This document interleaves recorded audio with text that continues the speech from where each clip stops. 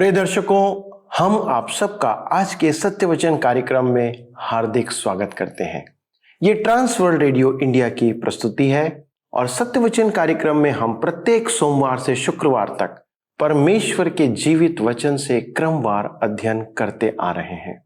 इन दिनों इस क्रम में हम बाइबल से गिनती नामक पुस्तक का अध्ययन कर रहे हैं।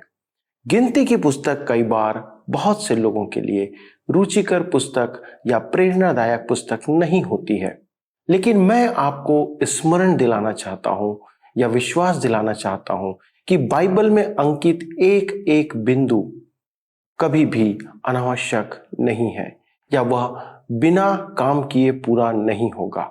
इसलिए बाइबल की अंतिम पुस्तक प्रकाशित वाक्य में लिखा है, हम इसमें एक भी बात को ना बढ़ा सकते हैं और न घटा सकते हैं। हर अंश परमेश्वर का सत्य वचन है, बस हमें उसे समझने की आवश्यकता है। पिछले अध्ययन में हम नाज़ीरों से संबंधित व्यवस्था को देख रहे थे। आज उसके शेष अंश को पूरा करेंगे और तब हम गिनती की पुस्तक के 7वें अध्याय में वेदी के अभिषेक और प्रधानों की भेंट को देखेंगे। यहाँ पर एक सत्य को आप समझ पाएंगे, वो यह है कि हो सकता है कि आपको बहुत कम लोग जानते हों या आपकी पहचान बहुत कम हो, लेकिन आपको आपका बनाने वाला परमेश्वर नाम से जानता है। परमेश्वर आपको व्यक्तिगत तौर पर जानता है क्योंकि उसने आपको रचा और बनाया है। इस खंड में आपको बाइबल के अंदर अंकित ऐसे नाम मिलेंगे जिनका किसी और जगह वर्णन देखने को नहीं मिलता है और उन्होंने कोई योगदान भी नहीं दिया। हम देखते हैं कि उनके नाम आपको यहाँ पर मिलेंगे। दोस्तों, आइए आज के इस अद्भुत अध्ययन को आरंभ करते हैं और आपके लिए परमेश्वर के वचनों की गहराई को हम प्रकट करते हैं, क्योंकि हम इस बात पर विश्वास रखते हैं कि यदि परमेश्वर ने आपको बनाया है तो वह आपको नाम से जानता है और आपके लिए उसके पास एक अद्भुत संदेश है। लेकिन उस अध्ययन को सुनने के पहले अपने मनों को प्रभु के वचनों के लिए तैयार करें। 7 अध्याय जिसका विषय है प्रधानों की प्रतिष्ठा भेंट। अब हम एक और महत्वपूर्ण अध्याय में हैं। यह बाइबल के सबसे लंबे अध्यायों में दूसरे स्थान पर है। बाइबल का सबसे लंबा अध्याय भजन संहिता 119 है, जिसका विषय परमेश्वर का वचन है। इस अध्याय 7 में 89 पद हैं और वे किसके बारे में हैं? आइए देखें प्रधानों की भेंटें। गिनती 7 अध्याय उसके 1 और 2 पद और 11 से 17 पद। फिर जब मूसा ने निवास को खड़ा किया और सारे सामान समेत उसका अभिषेक करके उसको पवित्र किया और सारे सामान समेत वेदी का भी अभिषेक करके उसे पवित्र किया, तब इस्राएल के प्रधान जो अपने अपने पितरों के घरानों के मुख्य पुरुष और गोत्रों के भी प्रधान होकर गिनती लेने के काम पर नियुक्त थे। तब यहोवा ने मूसा से कहा, वेदी के संस्कार के लिए प्रधान लोग अपनी अपनी भेंट अपने अपने नियत दिन पर चढ़ाएं। इसलिए जो पुरुष पहले दिन अपनी भेंट ले गया वह यहूदा गोत्र वाले अम्मीनादाब का पुत्र नहशोन था। उसकी भेंट यह थी, अर्थात पवित्र स्थान के शेकेल के हिसाब से 130 शेकेल चांदी का एक परात और 70 शेकेल चांदी का एक कटोरा। ये दोनों अन्नबलि के लिए तेल से सने हुए मैदे से भरे हुए थे। फिर धूप से भरा हुआ 10 शेकेल सोने का एक धूपदान, होम बलि के लिए एक बछड़ा, एक मेढ़ा और 1 वर्ष का एक भेड़ी का बच्चा, पाप बलि के लिए एक बकरा और मेल बलि के लिए 2 बैल और 5 मेढ़े और 5 बकरे और 1 वर्ष के 5 भेड़ी के बच्चे। अम्मीनादाब के पुत्र नहशोन की यही भेंट थी। क्या आप इस पुरुष नहशोन के बारे में जानते हैं? मुझे नहीं मालूम। जो कुछ भी मुझे उसके बारे में पता है वह यह है कि उसने निम्न भेंटें चढ़ाई, परंतु परमेश्वर उसके बारे में जानता था और उसने उसकी भेंटों पर ध्यान भी दिया। क्या आपको उसकी भेंटें रुचिकर लगी? मुझे तो बिल्कुल नहीं, क्योंकि वह बाजार के क्रय विक्रय की एक सूची के समान है। अब दूसरे व्यक्ति की बारी है। आइए देखें गिनती 7 के 18 पद में। दूसरे दिन इस्साकार का प्रधान सुआर का पुत्र नतनेल भेंट ले आया। क्या अब आप जानते हैं कि उसने क्या किया? उसने भी एक जैसी बात की, वह भी वही भेंटें लाया। क्या आप बाइबल में उसकी भेंटों के लिए प्रतीक चिन्ह नहीं लगा सकते? क्या परमेश्वर का आत्मा यह नहीं कह सका कि सारी चीजें पहले जैसी ही हैं? नहीं, परमेश्वर के आत्मा ने जो भी व्यक्ति कुछ लाए उसका विस्तार पूर्वक, ध्यान पूर्वक चर्चा किया है। प्रत्येक व्यक्ति को उसके नाम से संबोधित किया, और जहां तक मेरी सोच है, यह सभी कार्य केवल प्रभु के लिए किया गया। इस संपूर्ण लंबे अध्याय में उन सभी लोगों के नामों और भेंट वस्तुओं की सूची गिनाई गई है। यहां तक कि एक चम्मच धूप का भी वर्णन है। हमारे प्रभु ने कहा मत्ती रचित सुसमाचार 6:3 में, परंतु जब तू दान करे तो जो तेरा दाहिना हाथ करता है उसे तेरा बायां हाथ न जानने पाए। और सचमुच अधिकतर लोगों के दाहिने हाथ को नहीं जानना चाहिए कि उनका बायां हाथ क्या कर रहा है, क्योंकि दोनों ही हाथ प्रभु के लिए कितना काम करते हैं। उन्हें दोनों हाथ दाएं और बाएं से शर्म आनी चाहिए। परंतु मेरे पास आपके लिए शुभ संदेश है। चाहे कितनी भी छोटी बात आप प्रभु के लिए करते हैं, प्रभु उसको लिखित रूप में सुरक्षित कर लेते हैं। लूका के सुसमाचार में याद करें कि एक दिन प्रभु यीशु मंदिर के भंडार के सामने बैठकर देख रहे थे। क्या आप सोचते हैं कि वह भेद ले रहे थे? क्या वहां उनका कुछ काम था? निश्चित ही उसने कुछ किया। वह तो महिमा के प्रभु और मंदिर के भी प्रभु थे। उसने लोगों को मंदिर के भंडार में पैसे डालते देखा। बहुत से धनवानों ने बहुत कुछ डाला। तब उसने एक कंगाल विधवा को 2 दमड़ियां डालते देखा। मंदिर की शानो शौकत, धन दौलत की सजावट की तुलना में उसका छोटा सा दान कुछ भी दान मायने नहीं रखता था। परंतु यीशु का दृष्टिकोण बिल्कुल विपरीत था। उस विधवा के पास जो कुछ था उसने सब कुछ डाल दिया। यीशु की दृष्टि में उसका दान सबसे बड़ा था। यीशु निश्चित तौर पर जानते हैं कि आप उन्हें कितना देते हैं। उन्हें पता है कि अपने लिए आप कितना रख लेते हैं। मैं आप लोगों की इन कपटी बातों से बिल्कुल सहमत नहीं कि देने का मामला उनके व प्रभु के बीच का है। अच्छा होगा कि यदि आप समझें कि प्रभु इस देन को अंकित कर रहा है। मित्रों, यह बड़ा महत्वपूर्ण अध्याय है। 80-89 पदों का लंबा चौड़ा सबसे नीरस लगने वाला अध्याय है, परंतु मेरे विचार से प्रभु उस पर निगाह रखता है। मैं सोचता हूं कि वह पुस्तक खोलकर कहता है, अच्छा यहां देखो इस प्रधान ने कितना दिया। वह सब भेंटों को ध्यान से नोट करता है। मित्र, आपने जो कुछ भी उसके लिए किया है उसमें से ऐसी कोई भी बात नहीं जो उसे स्मरण न हो, या उसका कोई इनाम वह नहीं देगा। हमें आजादी से इन बातों पर चर्चा करनी चाहिए, क्योंकि परमेश्वर के लिए वे महत्वपूर्ण हैं। हो सकता है कि ये सारी बातें हमें नीरस लगें, परंतु परमेश्वर उसमें रुचि रखते हैं। वह प्रत्येक कार्य का लेखा लेते और इनाम भी देते हैं। अब प्रश्न है कि आप प्रभु के लिए अपना कितना समय या धन या अपने आप को उपलब्ध कराते हैं। आप कितना समय प्रभु की संगति व वचन का अध्ययन करने और गवाही देने में देते हैं। हमारे इन्हीं विशेषताओं के आधार पर हमें इनाम मिलेगा। मित्रों, आज हम स्वतंत्र हैं, हमें स्वयं निर्णय लेना है। तो क्यों न हम आज ही प्रभु के लिए अपने आप को समर्पण करें और उसके अनुसार बताए हुए मार्ग पर चलें। आइए हम आगे बढ़ते हैं और अध्याय 8 में आते हैं, जिसका विषय है दीवट और लेवियों द्वारा दीपकों को जलाना। इस अध्याय में पवित्र स्थान में दीवटों पर दीपकों को जलाने का निर्देश दिया गया है। सर्वप्रथम यह प्रतीत होता है कि दीवट का अब कोई स्थान नहीं रहा, परंतु निर्गमन की पुस्तक में तंबू में दीवट के बारे में निर्देश मिलते हैं।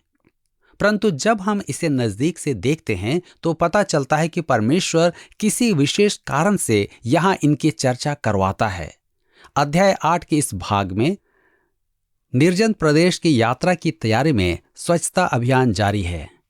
जो परमेश्वर की सेवा करने और उसके पीछे चलने को उत्सुक हैं, उन्हें शुद्ध होना था। आइए देखें दीवट का प्रकाश। गिनती 8 अध्याय 1 से 4 पद। फिर यहोवा ने मूसा से कहा, हारून को समझाकर यह कह कि जब जब तू दीपकों को जलाए तब तब 7 दीपकों का प्रकाश दीवट के सामने हो। इसलिए हारून ने वैसा ही किया, अर्थात जो आज्ञा यहोवा ने मूसा को दी थी उसी के अनुसार उसने दीपकों को जलाया कि वे दीवट के सामने उजियाला दें। और दीवट की बनावट ऐसी थी, अर्थात यह पाए से लेकर फूलों तक गढ़े हुए सोने का बनाया गया था। जो नमूना यहोवा ने मूसा को दिखलाया था उसी के अनुसार उसने दीवट को बनाया। यह सुंदर दीपक मिलाप तंबू के साज सामान की एक अनूठी वस्तु थी। दीपाधार पीटे सोने से बना था। किसी कारीगर ने उसे आकार दिया। जैसे कि बादाम की डालियों पर बादाम के बड़े फूल खिलते, वैसे ही उसकी हर डालियों पर दीपकों का स्थान था। ऊपर का प्रकाश दीपाधार की सुंदरता में 4 चांद लगाए था। मिलाप तंबू में यीशु मसीह का यह सबसे सुंदर और मनोहर चित्रण है। प्रज्वलित दीपक पवित्र आत्मा के प्रतीक हैं जो मसीह की महिमा को वर्णित करते हैं। दीपक मसीह का प्रतीक है जो संसार को प्रकाशित करता है। परमेश्वर का पवित्र आत्मा मसीह की बातों को लेकर हम पर प्रकाशित करता है।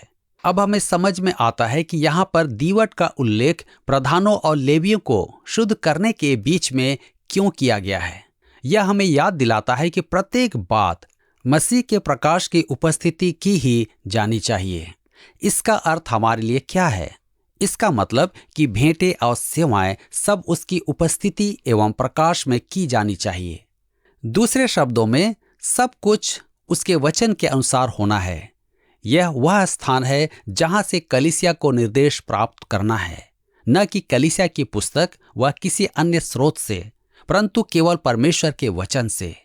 दीवट ज्योति है और प्रभु यीशु ने कहा, मैं जगत की ज्योति हूं। उसे परमेश्वर के वचन के द्वारा प्रकट किया गया है। आइए देखें लेवियों का शुद्धिकरण। इस अध्याय का बाकी भाग लेवीय लोगों की शुद्धता समर्पण से संबंधित है। उन्हें शुद्धता के लिए पानी छिड़कने के निकट आना था।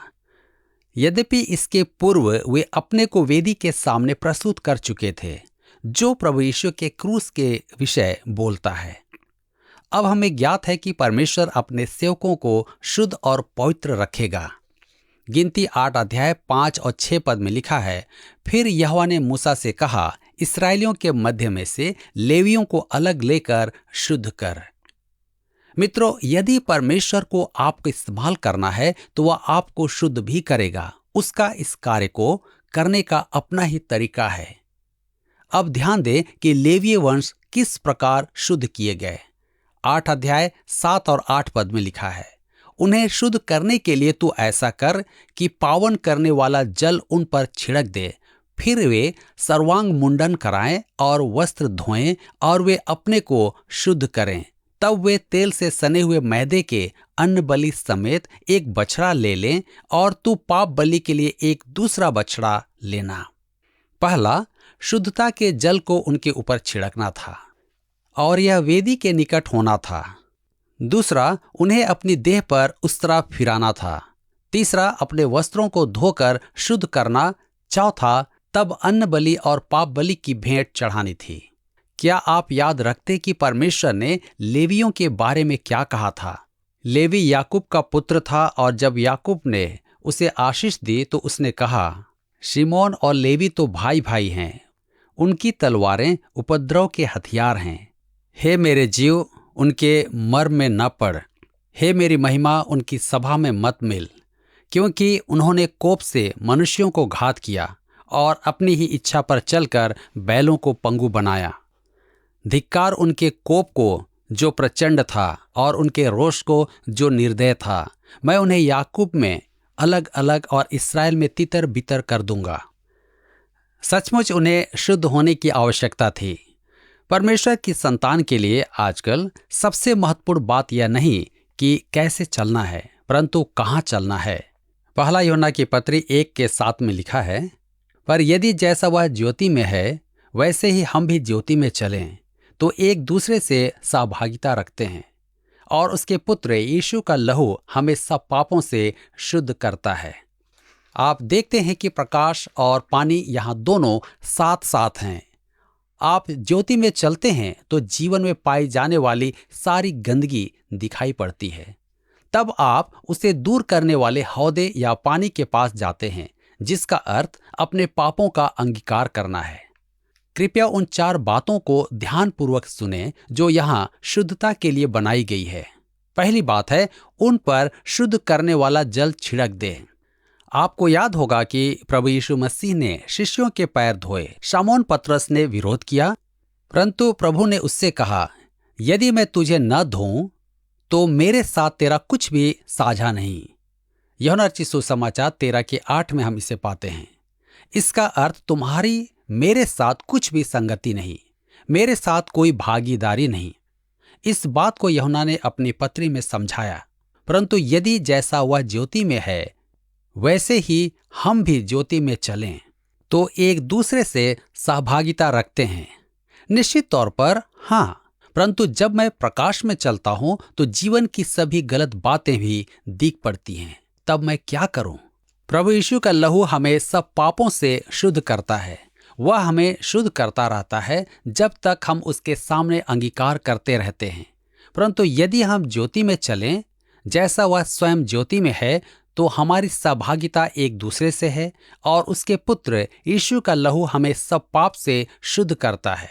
यदि हम अपने पापों को मान लें तो वह हमारे पापों को क्षमा करने और हमें सब अधर्म से शुद्ध करने में विश्वास योग्य और धर्मी है। पहला यूहन्ना 1:7 और 9 पद में यह सबसे आवश्यक है। मित्रों, यह विश्वासियों के लिए है। यदि आप ईश्वर की सेवा करना चाहते हैं तो आपको अपने पापों की क्षमा मांगनी होगी। माफी की वेदी वह स्थान है जहां पापी मनुष्य के उद्धार के लिए परमेश्वर के निकट आना है, और पानी के हौदे विश्वास के लिए हैं जहां परमेश्वर के संत लोग ईश्वर के द्वारा शुद्ध और पवित्र किए जाते हैं। दूसरा, वे अपनी पूरी देह पर उस्तरा फिरवाएं। इब्रानियों 4:12 में लिखा है, क्योंकि ईश्वर का वचन जीवित, प्रबल और हर एक 2-धारी तलवार से भी चोखा है और प्राण और आत्मा को और गांठ-गांठ और गूदे-गूदे को अलग अलग करके आर पार छेदता है और मन की भावनाओं और विचारों को जांचता है। परमेश्वर का वचन आपके जीवन में गहराई से जाकर सभी गलत बातों का पता लगाता है जिनकी आपको बिल्कुल भी जानकारी नहीं थी। आपको एक तेज धार वाले रेजर की आवश्यकता है। आप नहीं सोचते कि आप में कोई दोष है, अतः धार वाले रेजर को निकालें, परमेश्वर के वचन का प्रयोग करें। यह प्रकाश है और धार वाले रेजर के समान है। तीसरी बात है, और अपने वस्त्रों को धोएं। वस्त्र जीवन की आदतों के घोतक हैं। वस्त्रों के प्रयोग को लेकर अथवा पहचानने के लिए हम उन्हें कई नाम से, जैसे चालू कपड़े और भारी कपड़े के आदत का प्रयोग करते हैं। हमें वस्त्रों को धोना आवश्यक है। हमारी कई आदतें ऐसी हैं जिन्हें हमें छोड़नी चाहिए, क्योंकि उनसे प्रभु के लिए हमारी गवाही खराब हो जाती है।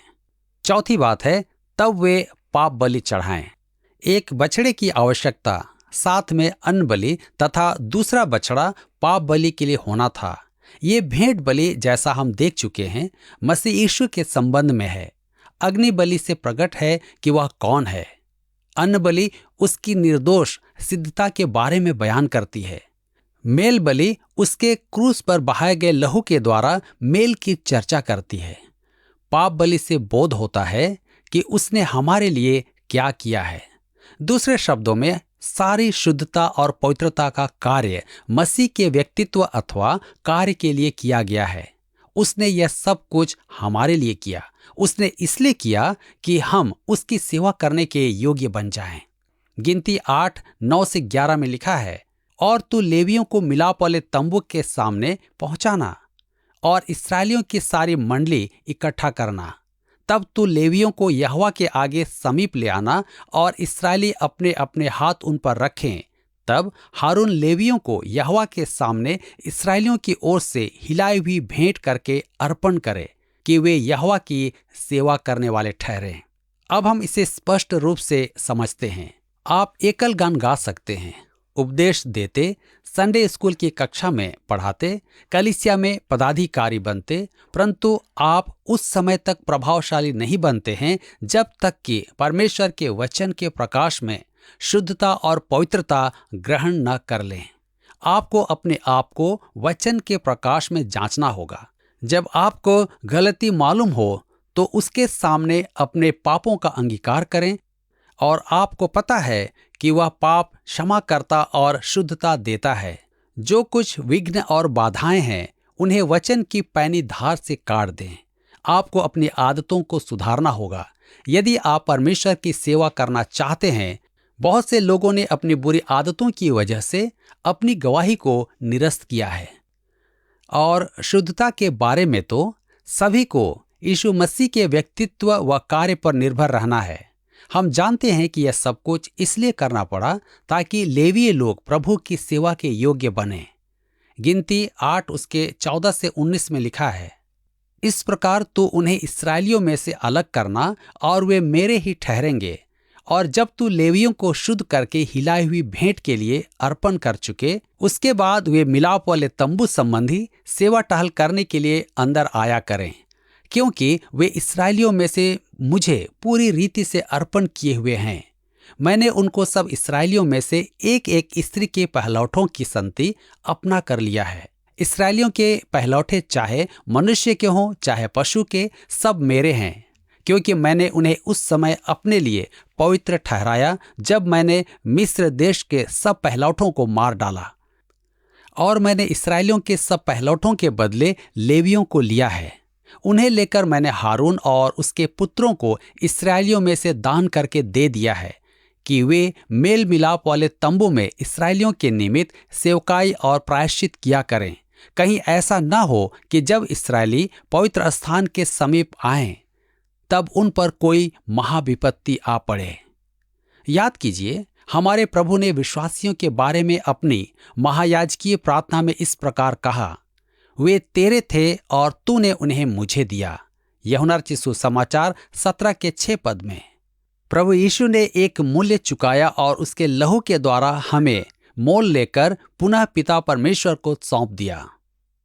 अब परमेश्वर ने प्रभु यीशु मसीह को उपहार स्वरूप हमें दे दिया है। हम उसके लोग हैं। अब उसकी सेवा व्यवस्था, नियम, कानूनों पर आधारित नहीं है। यह प्रभु यीशु की सेवा करने का तरीका है। हम उसकी सेवा इसलिए करते हैं क्योंकि हम उससे प्रेम करते हैं। उसके साथ अब हमारे संबंध बिल्कुल नए हैं। हम उसके साथ जुड़ गए हैं, उसका एक भाग बन गए हैं। यह जानना कितना उत्साहवर्धक है कि अब हम छोटे मोटे नियम कानूनों के अधीन नहीं हैं, परंतु यह मामला उससे प्रसन्न करने का है। और यह कितना अद्भुत अनुभव है। गिनती 8 उसके 24 से 26 में लिखा है, जो लेवियों को करना है वह यह है कि 25 वर्ष की आयु से लेकर उससे अधिक आयु में वे मिलाप वाले तंबू संबंधी काम करने के लिए भीतर उपस्थित हुआ करें। और जब 50 वर्ष के हों तो फिर उस सेवा के लिए न आए, न काम करें, परंतु वे अपने भाई बंधुओं के साथ मिलाप वाले तंबू के पास रक्षा का काम किया करें और किसी प्रकार की सेवकाई न करें। लेवियों को जो जो काम सौंपे जाएं, उनके विषय तू उनसे ऐसा ही करना। मंदिर में सेवा करने का अधिकार लेवीय पुरुष को 25 वर्ष की आयु से मिलता था। पिछले 4 अध्याय में हमने पढ़ा कि याजकीय सेवकाई में आने की आयु 30 वर्ष बताई गई। पुरोहित की सेवा 30 से लेकर 50 वर्ष तक की थी। तंबू की स्थापना, प्रस्थान के समय उखाड़ना और उससे संबंधित अनेक कार्य 25 से 50 वर्ष तक की अवधि में ही किए जाते थे। गिनती 1 के 3 पद में युद्ध में भाग लेने वाले सैनिकों की आयु 25 वर्ष से ऊपर होनी चाहिए थी। यहाँ भरोसे की आयु का प्रश्न उठता है। गिनती 14 के 29 में लिखा है, तुम्हारे शव इसी जंगल में पड़े रहेंगे और तुम सब में से 20 वर्ष के या उससे अधिक आयु के जितने गिने गए थे और मुझ पर बुड़बुड़ाते थे। स्पष्टतः इस उदाहरण में जवाबदेही की उम्र 20 वर्ष बताई गई है। जो लड़का 29 वर्ष का था उसे प्रतिज्ञा के देश में जाने की इजाजत मिली थी और 20 वर्षीय युवक को जो कुड़कुड़ाया था वह जंगल में ही ढेर हो गया, अर्थात मर गया। मित्रों, मेरा मानना है कि जवाबदेही की उम्र हम जितना सोचते हैं उससे अधिक रही होगी। हम सोचते हैं कि एक छोटा बालक जिम्मेदार है, परंतु लेखक ऐसा नहीं सोचते हैं। एक छोटा बालक भी प्रभु को ग्रहण कर सकता है। ऐसा पता चला कि 4 वर्षीय बालक ने भी प्रभु को ग्रहण किया है। मेरे विचार में उत्तरदायित्व की उम्र विभिन्न लोगों में भिन्न ही होगी। हम यहाँ देखते हैं कि परमेश्वर ने सेवा के भिन्न भिन्न कार्यों के लिए विभिन्न आयु निर्धारित की है। एक पुरुष 20 वर्ष की आयु में सैनिक बन जाता है, लेवीय तंबू की सेवा 25 वर्ष में करता है और एक पुरोहित याजकीय सेवा 30 वर्ष में आरंभ करता था। महत्वपूर्ण बात यह है कि हम युवाओं को प्रोत्साहित करें कि वे प्रभु यीशु को जितना शीघ्र हो अपना व्यक्तिगत मुक्तिदाता स्वीकार करें। हमारे बालकों के लिए कितना महत्वपूर्ण है कि वे प्रभु यीशु मसीह पर पूरा भरोसा रखना सीख लें ताकि वे उसकी निकटता में बढ़ सकें। क्या आपको यह कार्यक्रम पसंद आया? अभी हमें एक मिस कॉल करें और आप अगले विजेता हो सकते हैं।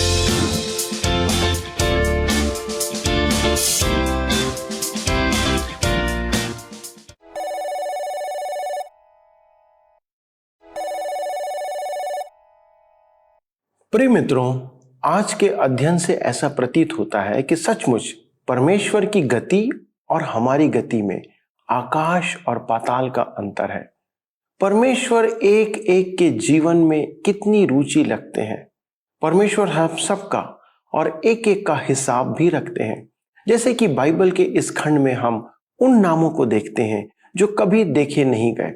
कई बार हम परमेश्वर की सेवा के लिए कुछ कार्य करते हैं, उसे लोग नहीं देख पाते हैं। जो हिस्सेदारी हम सेवा में करते हैं वह कई बार हमारी घटी के कारण थोड़ी होती है या हम बहुत कम काम कर पाते हैं। लेकिन आज के अध्ययन से इस बात को प्रकट किया गया है, यदि जरूरत के अनुसार और योग्यता के अनुसार हम योगदान करते हैं तो हमारा हिस्सा हम उसमें देते हैं, तो एक चम्मच भर योगदान भी, एक छोटा सा योगदान भी परमेश्वर की दृष्टि में अनमोल है। ये एक सुखद बात है, एक शांति देने वाली, एक तसल्ली देने वाली बात है। इसलिए हम सबको जो कुछ भी परमेश्वर के लिए करते हैं उसे छोटा ना समझें, लेकिन जो कुछ हमारे पास है उसे उसकी सेवा में अर्पित कर दें और जो कुछ हमारे पास है उसकी सेवा में जरूर उंडेल दें। थोड़ा होने के कारण कलीसिया और सुसमाचार की सेवा में हिस्सा ना लेना अधिक जवाबदेही है, क्योंकि परमेश्वर उसका भी हिसाब रखता है। परमेश्वर आप सबको इस बात में मार्गदर्शन प्रदान करे जिससे कि उसके खाते में आपका भी नाम हो और वो इस बारे में कह सके कि हाँ, हे मेरे अच्छे और विश्वास योग्य दास। इससे बड़ा वचन परमेश्वर से हम प्राप्त नहीं कर सकते कि वो हमें एक विश्वास योग्य सेवक के रूप में जाने। आइए हम प्रार्थना करें कि हम परमेश्वर के सामने, आप सब परमेश्वर के सामने विश्वास योग्य ठहराए जाए। हमारे स्वर्गीय पिता, हम धन्यवाद देते हैं उन वरदानों के लिए जो आपने हमें दिया है। हमारी सहायता करें पिता कि हम ईमानदारी के साथ, विश्वास योग्यता के साथ प्रभु जो कुछ आपने दिया है या जो कुछ हमारे पास है उसे आपकी सेवा में अर्पित कर सके। जैसे उस विधवा ने, जिसने अपनी 2 दमड़ी जो कुछ उसके पास था उसने अपना सर्वत्र आपके हाथों में, आपके चरणों पे उंडेल दिया। अनुग्रह करें पिता, हमारे पास जो कुछ है वह आपकी सेवा में हम अर्पित करें, जिससे कि आपकी महिमा हमारे जीवन से प्रकट होने पाए। प्रभु यीशु के नाम से इस विनती को मांगते हैं, आमीन।